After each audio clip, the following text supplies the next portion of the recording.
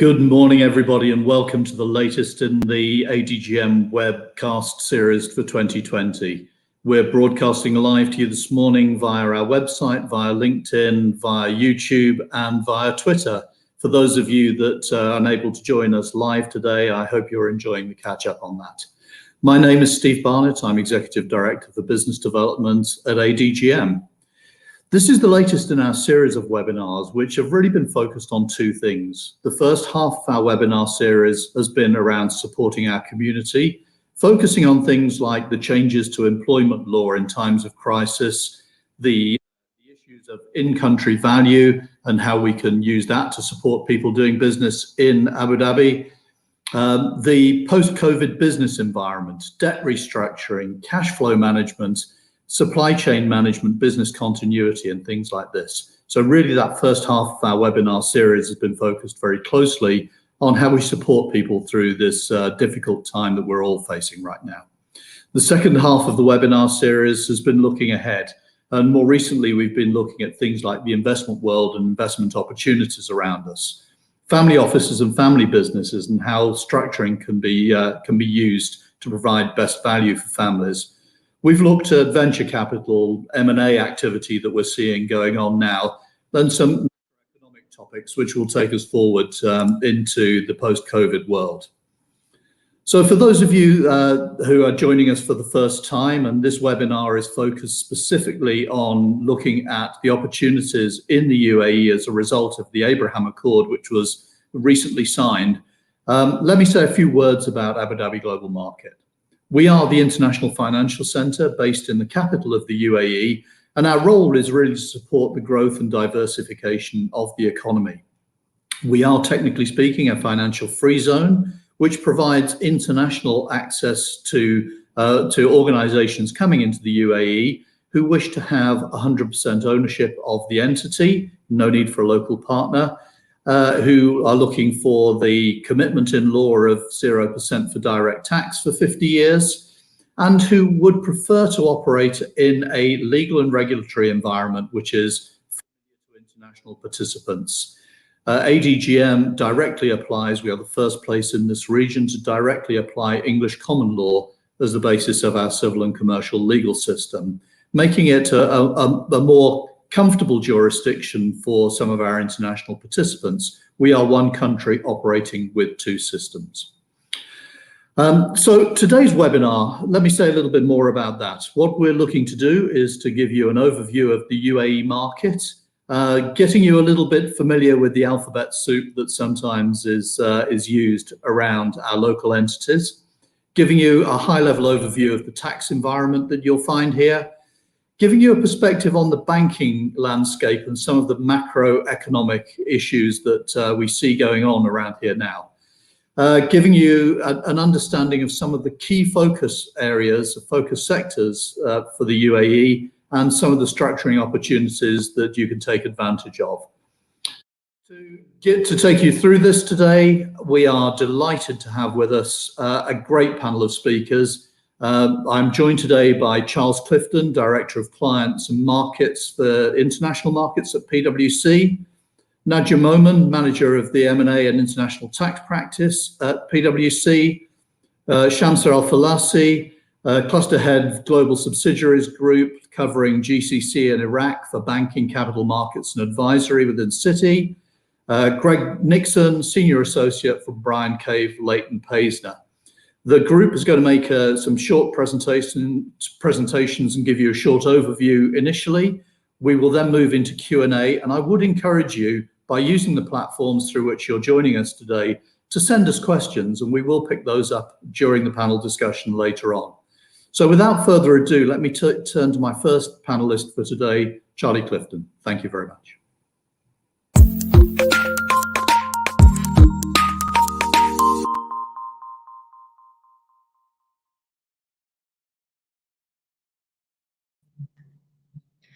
Thank you, Steve, and thank you, ADGM, for hosting this on behalf of your clients and those interested in learning more about the UAE and the Abraham Accords. As Steve says, I look after what we call our clients and markets team. So that's our biggest clients across the Middle East. And also I look after our international clients operating in the region. And over the last few months, I've been working very closely with our great colleagues in Israel, as well as this has sort of nurtured and matured over the last few weeks and months. So as Steve said, I'm going to try and maybe help you understand some of the alphabet soup of how the UAE and Abu Dhabi works. And if we go straight in, let's go to the next slide. I'll try and tell you a little bit about why this region is so important for both of us. So just while we were doing a rehearsal for this about 20 minutes ago, or practice, a little notice popped up saying that an Etihad flight had arrived in Abu Dhabi had arrived in Tel Aviv for the first time this morning at 7 o'clock, with the intention of bringing some more another Israeli delegation to the UAE for some tourism activities and to meet some other businesses as well. So great to see that even in the few hours that we've been up this morning, there's further progress on what should be happening between the two countries, and that's looking to expand to 28 flights a week. So looks like 2 a day, and that's excluding, I think, at the moment the Emirates flights as well. So I guess, why is the UAE and Israel so important? Well, when you look at this map here, you can hardly see the UAE and Israel, but both countries punch way above their weight and influence in terms of their global reach and what they do on a global stage. And I guess, for me, having been in the Middle East and in the UAE for 12 years, there's a couple of things that really kind of stand out for me. The first of all is Dubai is such a gateway to the Middle East for every business and travel and tourism looking to come through the region. And once we get back to being able to fly from place to place, as it says in there, your 2/3 of the world population is within an 8-hour flight of Dubai. So fantastic connectivity, and Abu Dhabi and Dubai do great things to make that even more efficient and effective. And part of that as well, and what we've seen more over the last few years, is how that's really led to it being more of a sort of stepping stone into Africa, and for Africa into Asia as well. So really helpful to be at such a strategic point midway between Far East and Europe as well. And then one of the things that's been the beauty of the location here, or the assets that the Middle East has from hydrocarbons, is been lucky enough to have a number of significant sovereign wealth funds in the region that's helped drive transformation. I'll come on to those shortly as well. So some significant influence provided by those.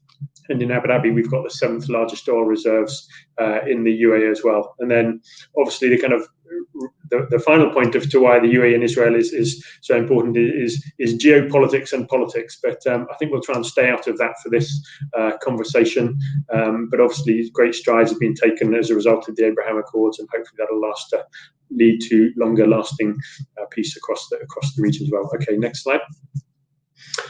So maybe just trying to think a little bit about, from a PwC perspective, what keeps us awake at night and drives what's happening in the region. And very simply, it's, if you look in the middle of there, it's transformation. This region is absolutely, I don't think there's anywhere that's transforming as fast as the region is across here. And everyone has their own definition of what the Middle East may include: how far east, how far west, how far north, how far south.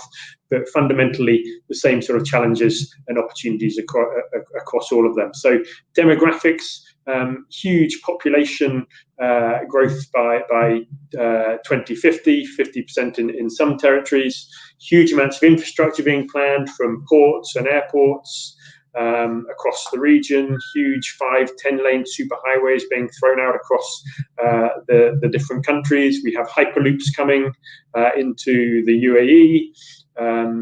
A huge transformation projects, all being driven by different visions in different countries. So Abu Dhabi has a 2030 vision, Kuwait has a 2035 vision, KSA has a 2030 vision.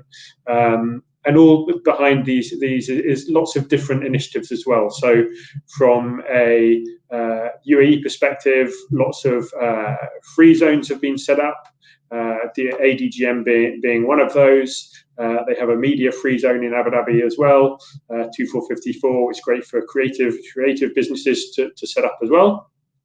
And then one of the other kind of key areas that we look at is around resource scarcity.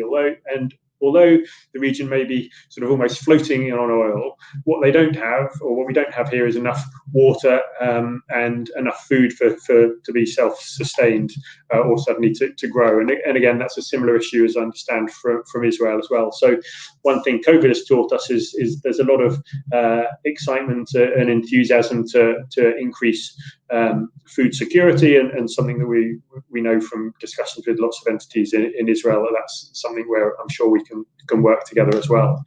And obviously, from a technology perspective, the UAE is hugely digital. It has the highest number of mobile phones per person. It used to be, I think, when I used to do these presentations a long time ago, it used to say there was every adult has sort of 3 mobile phones. I think most people now have 2, but we have the highest Twitter usage globally in the world, or one of the highest Twitter usages, and an insatiable appetite for Snapchat, TikTok, and everything else that comes along. So very tech-enabled young population as well. So transformation is fundamental to what is happening across the region and the UAE, and we can see that as well through the Abraham Accords and what we're trying to achieve through those. So maybe just, that's some of the things that really any of those should be of an opportunity for companies, individuals, organizations listening in from Israel for us as well. Okay, next slide.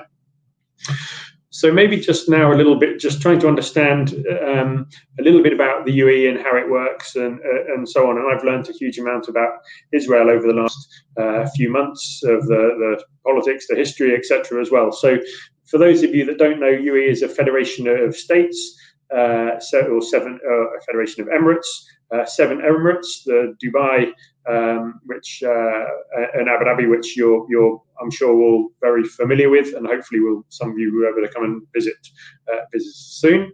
Abu Dhabi being the federal capital, and where many of the sort of federal ministries come from. And the UAE as a president of UAE, Sheikh Khalifa, is based in Abu Dhabi, and his younger brother Sheikh Mohammed is the crown prince of Abu Dhabi. And then up the road in Dubai, Sheikh Mohammed bin Rashid, Prime Minister of Dubai and Deputy Ruler of the UAE as well. So very helpful, occasionally both to be called Sheikh Mohammed, so we have them as MBR and MBZ for short abbreviations, but 2 very well-known, influential people running or helping to run the UAE. So a couple of key kind of organizations which some of you may be familiar with or may not be.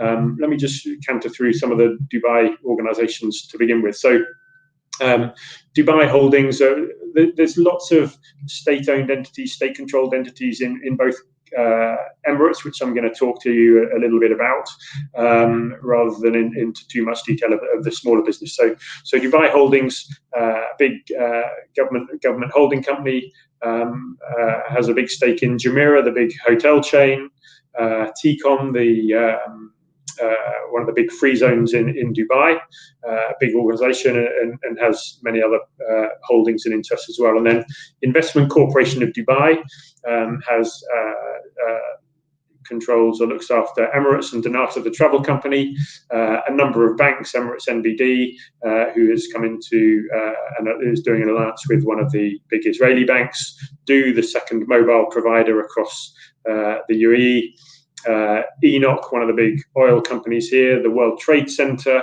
and also Atlantis, the other big hotel in Dubai as well, all falls under ICD. So lots of different entities, and really it takes a bit of time to understand and learn how to navigate your way through from who controls which and who's on the board of one organization and the other organization. And then underneath this, we have lots of family offices that I'll come to in a moment as well.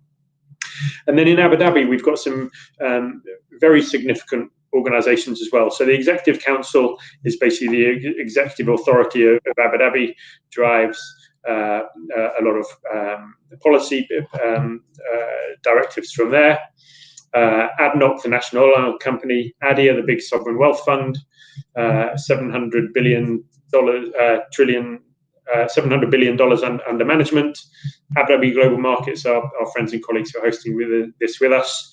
And then Mubadala as well, a really key organization that you need to know and understand as well. So lots of investments in renewable energy, aerospace, agri-tech, semiconductors, aluminium, and various other pieces as well. And then Edge, a very big defense conglomerate as well. So maybe just a few of the organizations that you'll learn to know and see as well. And then also driven by some very big family groups and businesses across the Middle East as well. So huge into automotive, retail, and very significant as well. So that's just a very high level look at some of the organizations that you may be familiar with or you may come to know. I'm now going to hand over to my friend and colleague, Nigel, who's going to talk a bit about the tax landscape.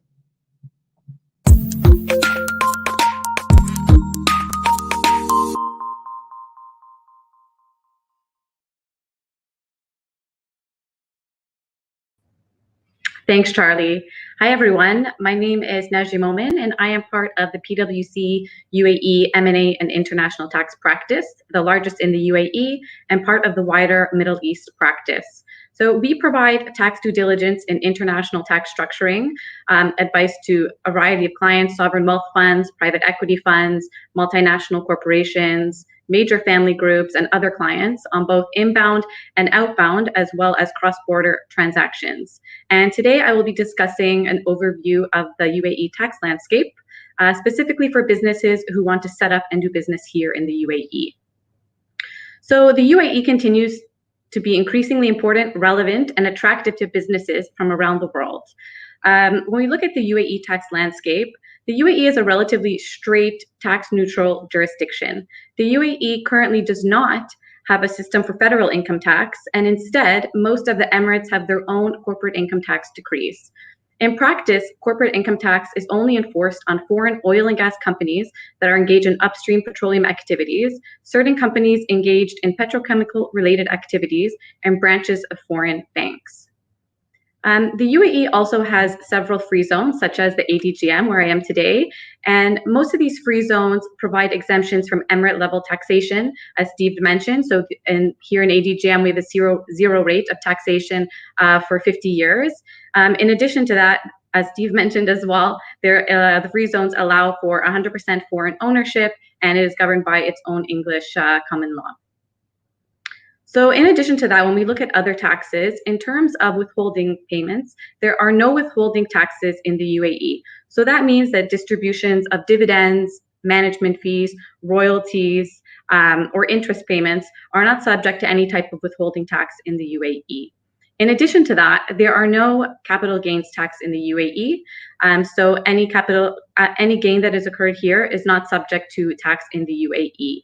When we look at some of the taxes that actually do occur in the UAE, in 2018 was the introduction of VAT, and VAT is applied at a standard rate of 5%, and there are some zero-rated and also VAT-exempt items. In addition to that, we have 5% on customs, and it should be noted that goods that come into a free zone are not subject to the customs rate unless they actually come on shore for distribution. So if you were to have goods that came into a free zone and then were exported out of the GCC, they would not incur any type of customs. Next slide, please. So we want to look at some of the developments in the UAE. We have seen several developments in recent years in the UAE for the UAE to be in line with international best practices, and including some pressures from the EU and OECD BEPS initiatives. One notably that we can talk about is that the UAE has signed the Multilateral Instrument, or the MLI. So this was signed by the UAE in 2018 and ratified in 2019. And essentially the MLI is an instrument that was principally introduced to reduce tax treaty abuse through new anti-avoidance measures. So this applies to mutually selected DTTs, double tax treaties with the UAE, once they have been signed and ratified. In addition, from a transfer pricing perspective, we have had the introduction of country-by-country reporting. And this applies to multinational groups that have a consolidated revenues of at least USD $857 million of the preceding year. And the CBCR is also in line with the guidance issued by the OECD. Most recently, we have had the introduction of economic substance regulations. So economic substance regulations in the UAE require UAE entities to maintain adequate economic presence here in the UAE relative to the relevant activities that they undertake. So if an entity is undertaking a relevant activity, then they must submit a notification. And if they're generating income from that relevant activity, then they must also file an annual report to show that they have sufficient substance here in the UAE.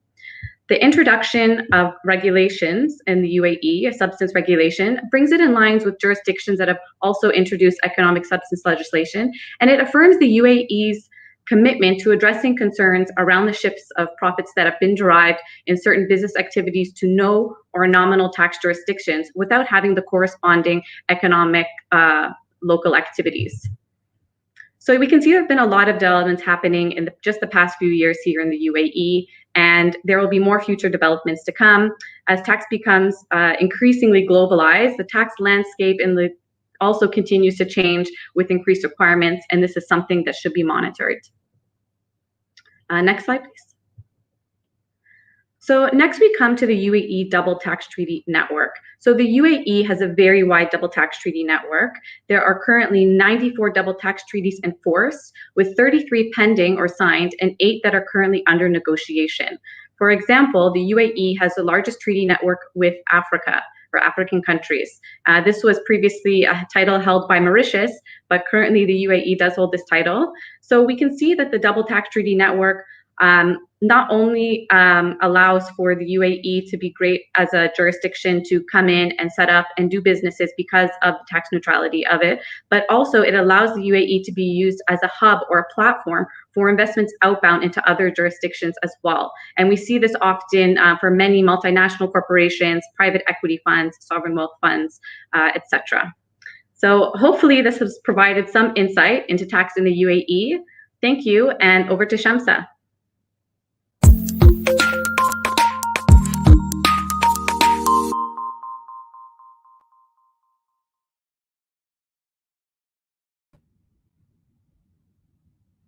Good morning, everyone, and I'm delighted to be here today. My name is Shams Al-Falasi, and I'm responsible for the Global Subsidiaries Group for GCC in Iraq. That's technically the multinational corporate within Citibank. I'm going to be talking about the banking landscape within the UAE. So the UAE and the banking sector here specifically has been well established over the years. We have around 59 banks, of which 38 are foreign banks in the UAE. It's regulated by the Central Bank of the UAE. As highlighted earlier by Charlie and my colleagues, with a population close to 10 million, having 59 banks have increased the competition within the banks. So we've been seeing a lot of consolidation taking place over the past few years, whereby it positioned the bank to have stronger balance sheet to support the businesses and the business continuity within the UAE. One of the things that I wanted to highlight is foreign banks in the UAE have a limited number of branches, given the large number of banks we have within the sector. The other thing that I wanted to mention is that the Central Bank of the UAE has been playing a vital role as well to support the continuity of the business. So they were one of the first countries actually to come up with a stimulus package to support the businesses, including the SMEs specifically, given that they are 90% of the borrowers within the country. Apart from this, we've seen a lot of investments coming in from a UAE perspective, in terms of support the digitization program as well. So although the country continues to have a lot of cash and checks as a mean of payment in the UAE, the COVID situation have accelerated the move to digitization, whereby we've seen a lot of projects that have been in work for many, many years take place this year. So we've seen instant payment coming in, we've seen direct debits coming in, and more we will see the efforts taking place towards a cashless society. The other thing that I wanted to highlight is that the UAE continues to be an area of an investment for multinational corporates, whereby we've seen over the past few years that a lot of them have expanded their regions of coverage to cover emerging markets, as well as places like the Middle East and Africa. With that, having places like financial centers to support the growth of the multinationals is very, very important. Given that, we've started working with ADGM for the past couple of years, and it's a perfect platform for us to support the growth of multinationals taking place. With that, just to highlight quickly in terms of Citi, we've been in the country since 1964. Given the importance, we've also expanded the coverage of the business to support emerging markets, including Central and Eastern Europe, Middle East, and Africa. And we use ADGM as a strong platform for us in terms of supporting them for their inbound and outbound business. The UAE will be introducing a new national strategy next year, given that it's the Golden Jubilee celebration of 50 years, for a strategy specific to the next 50 years, whereby they will be looking at focusing on diversification. As Charlie rightly mentioned, there has been a reliance on the hydrocarbon. Having said that, we've seen over the past few years that diversification have been extremely important for the country. And one of the main areas for us is digitization and supporting fintech companies to set up over here, as well as other multinationals to come in and establish to support their growth within the globe. The UAE continues to be extremely important from a strategic location, whereby 1/3 of the globe can be covered within 4 hours flight, and the remaining 2/3 could be also covered with an 8-hour flight out of the UAE. With the Abraham Accord, we're expecting the trade potential to go up from 1.2 to roughly 6.5 in the next coming year. So it's been definitely an interesting breakthrough that we're all working to support, and hopefully we'll be here to provide you with the guidance out of the UAE. I'm going to stop here and I'll move it to my colleague, Greg Nixon.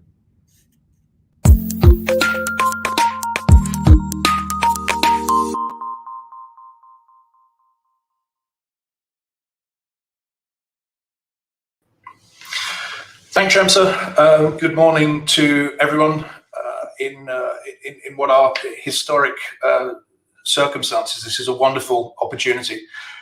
My name is Greg Nixon. I'm a senior associate in Bryan, Leighton, Paisner's corporate and commercial team based in Dubai, but spend an awful lot of my time in our offices in the ADGM. I'm going to talk very briefly, if I may, around the legal environment in the UAE. It is an extraordinarily unique proposition, as I think has been touched upon by other speakers. It's a federal state of 7 emirates, Abu Dhabi and Dubai being the largest, and Abu Dhabi being where the principal seats of the federal government sit. Each emirate applies its own laws as well as federal law. 2 of the emirates, Dubai and Ras Al Khaimah, have their own separate court systems. Abu Dhabi has its own court system and also applies the federal court system. In the event of friction between the laws of a particular emirate, the laws of the federal level will apply. Layered on top of that, you've then got numerous free zones with their own administrative and regulatory regimes. I think in Dubai there are approximately 45, with others across the region. Most of those free zones only apply regulatory and administrative and licensing roles. With the notable exceptions, of course, are the two financial free zones, the Dubai International Financial Centre, the DIFC, and our hosts today, the Abu Dhabi Global Market, the ADGM. So, against that backdrop, with all those different moving parts, how does one do business in the UAE? There are obviously some easy wins, direct sales, for example. If taking Israel for example, an Israeli company wants to sell its products into the region, and there's no requirement for physical presence or to appoint a particular distributor, then direct sales are perfectly feasible. If those sales are more regular and more targeted, then agency and distribution arrangements. Boots on the ground, then perhaps the non-UAE company can consider entering into a secondment arrangement where where a local UAE firm provides sponsorship and visa arrangements for the relevant individuals. And then, of course, you have establishing a presence. That presence can either be established in what we refer to as onshore, so basically anywhere outside the free zones, or can be established in one of the free zones. The obvious distinctions being that onshore, one is required to have a local UAE shareholder hold the majority of the shares, whereas in the free zone, that's not a requirement, and 100% is permitted. For that, however, there are limitations on what free zone companies can do on a strict interpretation of the commercial companies law. They're not allowed to, example, trade onshore, at which point a separate entity would be required. There are also, depending on the activities to be performed, there are restrictions on what free zone companies can do, in which case an onshore vehicle would be required. In the past couple of years, the UAE has introduced the foreign direct investment regulation, which do allow 100% foreign ownership onshore. That law is obviously very nascent, and with each emirate allowed to apply its own interpretation as to how that law is to be introduced. I think it's fair to say that it's still being worked through as to how that will impact on how multinationals look to do business within the UAE. Some practical considerations. Licensing will be required. That license would be issued either by a free zone authority or by the relevant economic department. And again, depending on the activity that is to be performed, then further approvals may be required from a particular ministry. So to give you an example, if the activity performed is health or pharma related, then the approval of the Ministry of Health would also be needed before a license could be obtained. One thing that a lot of our international clients aren't familiar with is the level of documentation that's required. Before the incorporation process can commence, for various reasons, it's advisable to, and in many instances absolutely necessary, to provide documentation in a legalized form.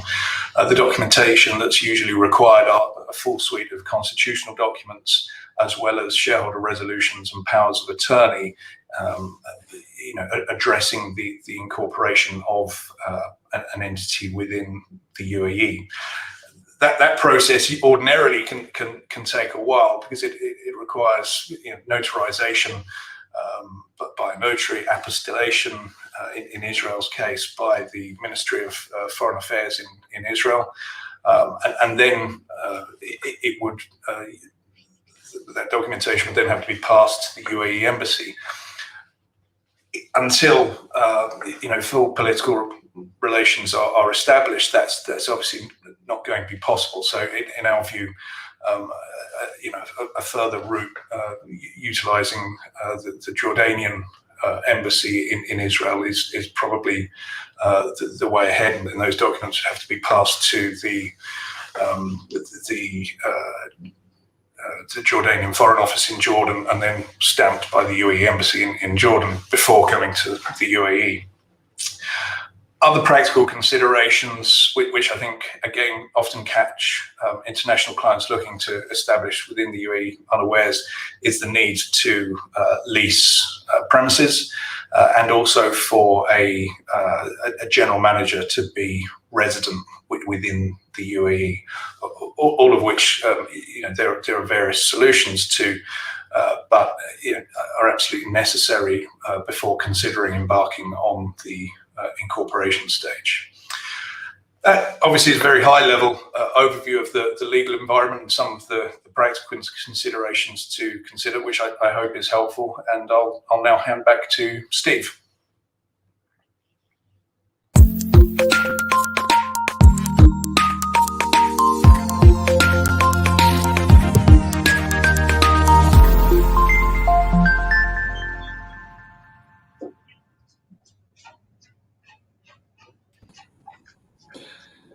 Thank you, Greg, and thank you to all of the panelists for a great overview of doing business in the UAE. And hopefully that's clear to the people that we have joining us today. Where it isn't clear or where you have further questions, please do feel free to submit those via the platform through which you're watching us today, and I can pick those up with the panelists as we go through. There are a couple of areas I just wanted to try and build on before we get into Q&A. Based on the comments of my colleagues. I did want to just spend a couple of minutes talking about the innovation environment that's been created here in ADGM and in the UAE. Innovation is something that we feel very passionately about and something that we've supported enormously. As a couple of examples of that within ADGM, we have been one of the world's leading centres for fintech, putting in place the first regulatory sandbox for fintech firms in this region, and becoming, by many measures, the second busiest regulatory sandbox anywhere in the world. We've also expanded from there into the development of an innovation centre, which has now become Hub 71, by bringing in a number of accelerators, including Plug and Play, Techstars and others, and by working very closely with the Abu Dhabi Investment Office and the Gadan 21 Fund to support and encourage innovators coming into the UAE. As a result of that, the ecosystem has grown enormously and has expanded now to cover a wide number of venture capital firms and the establishment of a Middle East Venture Capital Association here in ADGM. So I felt for the audience in particular today that focus on innovation might be something that was of interest to you. And if you've got detailed questions, as I say, please feel free to submit them. A couple of questions coming up immediately from the audience. Najat, can I start with you? You talked about double tax treaties and the double tax treaty network. Is there a double tax treaty between the UAE and Israel yet? Thanks, Steve. So currently, no, there is not a double tax treaty between the UAE and Israel. However, we understand from the Ministry of Finance's announcement last week that the UAE and Israel have already reached a preliminary agreement on a DTT. So that is something that we can expect to see at some point in the near future. Thank you very much. Shamsa, you talked about the types of work that you're doing within Citi in supporting businesses coming into the UAE. One of the areas that we've seen great growth on in recent times is the development of regional treasury centres here. Maybe you can give us an example or talk to us about what you've seen on that regional treasury centre business and why you think that's grown here in the UAE. Absolutely, thanks, Steve.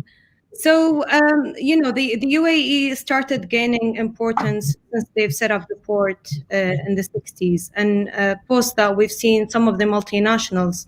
And as you rightly mentioned earlier, we do have 45 free zones. And the flexibility to establish the ownership as 100% has really supported these multinationals to actually think and consider the UAE to be the place to be. Having said that, what we've seen is in 2014, a lot of multinationals actually, with the efforts that has been put by the government, started expanding their regional coverage. The evaluation were from two parts. One was from a shared service center, and the other one was from a treasury center and management center. What we've seen is a lot of them have taken the direction to move towards treasury centers. And initially, it used to be the GCC cluster, for instance, and then it expanded to cover the Middle East. Nowadays, we even see Asia being covered out of the UAE. So as everybody has highlighted on their parts, the importance and the strategic location has really gave the UAE that importance in terms of the consideration of multinationals setting up here. And also the platforms that we have in place from financial perspective, including ADGM, has really positioned them well to also look at it on regular basis in terms of supporting their treasury needs as well. So it provides a gateway to whether it's Middle East, Africa, whether it's the wider regions on regular basis, and it makes it easier for them given the time difference, given the location, given how easier it is for them to reach other markets to be based here. Thank you, Shamsa. And I think some of the things that have been done in terms of making ADGM in particular an efficient netting jurisdiction have really helped with that as well, along with that double tax treaty network. So seeing the likes of, and I know you support them, seeing the likes of Siemens putting in place one of their global treasury centers has really made a difference here. We're seeing that as a growing trend. So pleased to see that and the support that we can provide. Greg, you talked a little bit about the need for having separate entities if people were doing business in the free zones and in the States market, the onshore market, if you will. Could I ask you just to share a little bit on your thoughts around dual licensing and how far that's come? Yeah, thanks, Steve. That's a good question. So as I touched upon in my introduction, the usual regime is that entities incorporated within free zones aren't able to also conduct business onshore or outside those free zones. An initiative that's been introduced in the past few years, and it's one that we applaud, and it's one that's been adopted by a number of free zones, but particularly the ADGM, is the concept of dual licensing, whereby although licenses are required both within the free zone and onshore, whereas previously that would have needed you would have needed to have leased premises both onshore and within the free zone. That's no longer required, and business can be conducted on a fluid basis from that base. Now, if one considers, particularly looking at the innovation and startup communities, that's a huge boon. At an early level, perhaps pre-revenue, or even just at the revenue stage, where anything that can be done to reduce costs is to be welcomed, then that falls firmly within that category. And I think it's one of the principal reasons, amongst many others, why the ADGM is proving so popular with the fintech and innovation sector. Thank you. Yeah, that's it's something that we've had a lot of people asking for, and we do encourage people to come to us with suggestions as to ways that we can continue to improve the environment here. Charlie, you talked about the alphabet soup that is or can be quite confusing for people coming in for the first time into this region. I know it was for me when I came here. You talked about some of the sovereign wealth funds and the things that they're doing, and particularly you mentioned that we got that rather complex organisation, which is Mubadala. Maybe worth, and I've had a question here asking for you to say a little bit more about that. Can you give us a little bit more of an overview of what we're seeing there, and perhaps focus on the Mubadala portfolio a little? Yeah, fine. Thanks, Steve. Yeah, Mubadala is a fascinating organisation. I used to work for one of its subsidiaries as well, actually. But I think it's got about $230 billion under management, so a not insignificant organisation, and that stretches from semiconductors in the west coast of the US, with fabs in New York and Germany, through an organisation called Global Foundries, one of the biggest chip manufacturers in the world. So they're right up there at the cutting edge of technology, driving the sort of Abu Dhabi technology transformation. And then it goes all the way across to the sort of Far East through oil and gas exploration. They used to have oil fields in the Caspian Sea, off Indonesia, Thailand, Vietnam, and so on. But I think probably for sort of Israeli companies looking at this, there's probably a couple of other areas. So knowing that the sort of startup nation technology, infrastructure and enthusiasm that Israel shows, I think there's probably a few areas that sort of come together. So certainly there's a lot of space, a lot of interest around that super high-tech semiconductor and technology space as well, and the companies coming out of Israel for that. I think the other ones that are really significant, I touched on it very briefly, Masdar, this big renewable energy sort of semi-city they have built outside of Abu Dhabi, so really high levels of interest in renewables around solar, desalination, wind power. Masdar is one of the biggest wind generating or wind power operators in Europe. They're in the biggest wind farms in the UK. And lots of technology again from Israel that's relevant for that as well. They're also into agri-tech as well, so they have investments in Greece in fish farming. So really interesting again from what Israel can teach the UAE about growing crops here. I noticed in the supermarkets the other day, actually the first time I had UAE grown blueberries. We used to get sort of lettuces and cucumbers and tomatoes, and peppers was about the sort of limit of it, but they're definitely expanding what they can produce locally as well. And the sort of the technology and the know-how to be shared from Israeli companies into here, I think, are what's really interesting potentially here. So anyone in those areas, and then obviously just on the final piece of the jigsaw is anything around software, cybersecurity and technology, where Israel's obviously been a world leader in a lot of that as well. But fascinating organisation, lots of other sectors it's interested in or involved in as well, from aluminium to banks all over the world. So yeah, really fascinating organisation. Yeah, a very complex organisation, particularly looking like an extreme PE play in some ways. But you mentioned Masdar, and that prompts me to talk a little bit about the work that we've done with Masdar around the sustainable agenda. Masdar, as you mentioned, one of the first sustainable cities and the home of IRENA, the UN Renewable Energy Agency.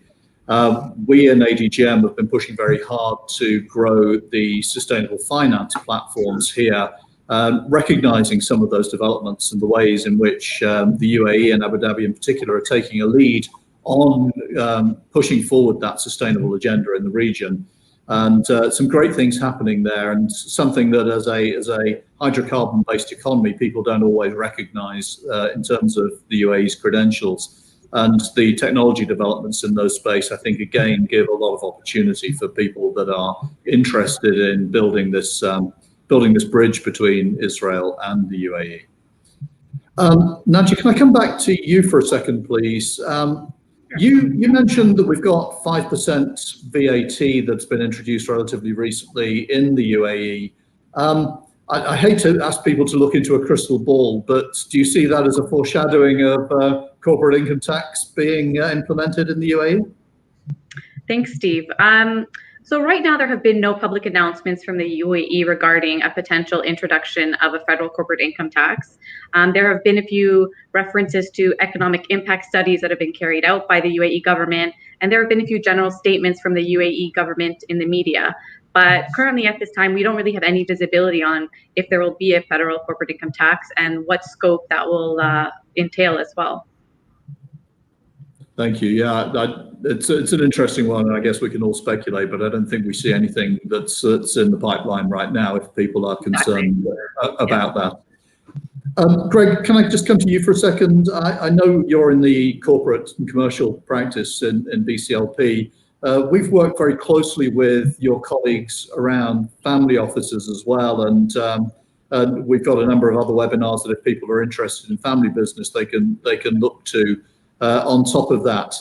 Are you seeing much of a change in terms of the way that people are approaching family offices, given the perhaps the greater expectation of mortality that a pandemic gives up, and if so, are you seeing that as a big opportunity for people to use the UAE as a structuring destination? We'll take for that macabre question, Steve. It's an interesting one, isn't it? I mean, the local families, by nature, are subject to Sharia principles, and that's never more prevalent at the time of death. It comes to all of us, but unfortunately, what used to be seen certainly is a fragmentation of assets. So those assets, businesses could have been built up by a merchant family, for example, over 30, 40, 50 years of endeavor, and then inevitably, on death, unless appropriate arrangements are put in place, then those assets are going to be fragmented pursuant to Sharia principles. The ADGM offers a nice solution, particularly in relation to its trust regime, and it's something that we've been advocating and implementing for clients for several years now, and through the structuring opportunities available under the ADGM and utilising ADGM trust law, which draws on centuries of English case law in this field. We've been able to put in place extraordinarily robust structures to the benefit of our clients. Those structures have been signed off by Sharia scholars, and we think are an important foundation stone in now allowing what have become very successful national companies to continue their growth over the evolution of time to a regional level and then to a global level. As I said, the ADGM's regime is instrumental in that. Thank you, and it's interesting having seen that development that you talk about in terms of local families looking at inheritance planning in perhaps a different way, and some people choosing to incorporate, some people choosing to take trust, some people choosing to use foundations, and some looking at a combination of all of those things. We've started to see an uptake from international families looking for an effective structuring destination as well, and selecting ADGM. As an example, we've seen a lot of interest from India, from some European countries as well, interestingly, where people have businesses in this region and see the opportunity to do that. And be very happy to talk to Israeli families about the opportunities there as well. Shamsa, if I can come to you on one thing, how easy is it if an Israeli firm wants to come into the UAE, or an international firm generally wants to come into the UAE, how easy is it for them to do things like open bank accounts and start banking relationships? Can they come to you as Citi and do that? Absolutely. So it's as I highlighted earlier, and Greg has mentioned about the documentation. Typically, the process is straightforward. It's very easy to open accounts, and the way we look at it is, obviously, there is a huge focus on SMEs. There is another huge focus on multinationals as well. So the process obviously starts with the KYC taking place. So as long as a company has the full documentation in place, and obviously the banks would provide the guidance on a regular basis in terms of what is the expectations, in terms of how it should be written. And apart from this, the process remains easy and straightforward without further cumbersome processes to take place. So people shouldn't feel at all nervous about coming in and actually getting started doing business. Absolutely, yeah. Thank you. Nadia, perhaps my last question. They always say don't say it's your last unless it is going to be. But you talked earlier on about the importance of economic substance and the economic substance regime that's been introduced here. And clearly, for anybody that wants to do business in a jurisdiction, having something which is recognised internationally as being equivalent in this sense is important. For a firm that's thinking of coming from Israel to do business here, what sort of things do they need to think about in terms of economic substance? What type of economic substance is required? Thanks, Steve. Well, this would depend on if they're providing a relevant activity. So depending on that relevant activity, there could be some. We have the general test, but then we also have some increased requirements as well as some decreased requirements, but I'll go over some of the general ones. So generally, you would need to, your entity should be directed and managed in the UAE with regard to that relevant activity. In addition, that entity should demonstrate that they have core income generating activities and that these have been undertaken in the UAE with regard to that relevant activity. And then finally, that entity should have an adequate number of employees, adequate expenditure, and then a physical presence such as office space. So while we have a low tax rate, this is absolutely not a tax haven which is encouraging tax avoidance. Yeah, thank you. So I think it's important for people to understand. So I'm going to draw us to a close here with a thank you to my colleagues and a quick summary. What I really wanted to make sure that we got across through this webinar, particularly as we try and give substance to the Abraham Accord, and we are seeing a lot of Israeli businesses coming over now already and establishing presences here in the UAE. I wanted to make sure that we got across that UAE is open for business, that while it may look like a complex jurisdiction from outside, it is actually reasonably easy to navigate, and there are plenty of people who can help you to do that. There are commercial opportunities here based on the location, based on the regime, and based on the support of government to do that.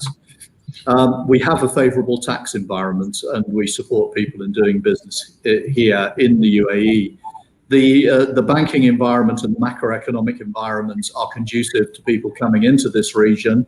And while we start from a position of perhaps a lot of formality in doing business here, many of the free zones, I beg your pardon, have looked at ways in which this business can be automated.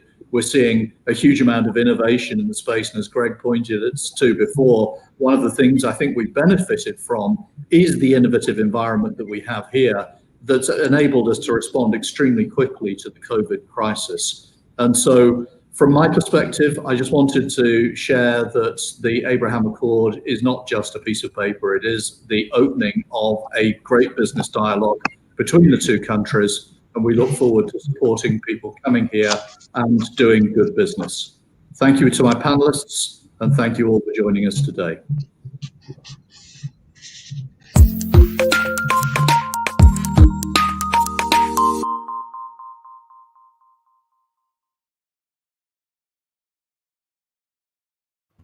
We're going to have a little wrap up.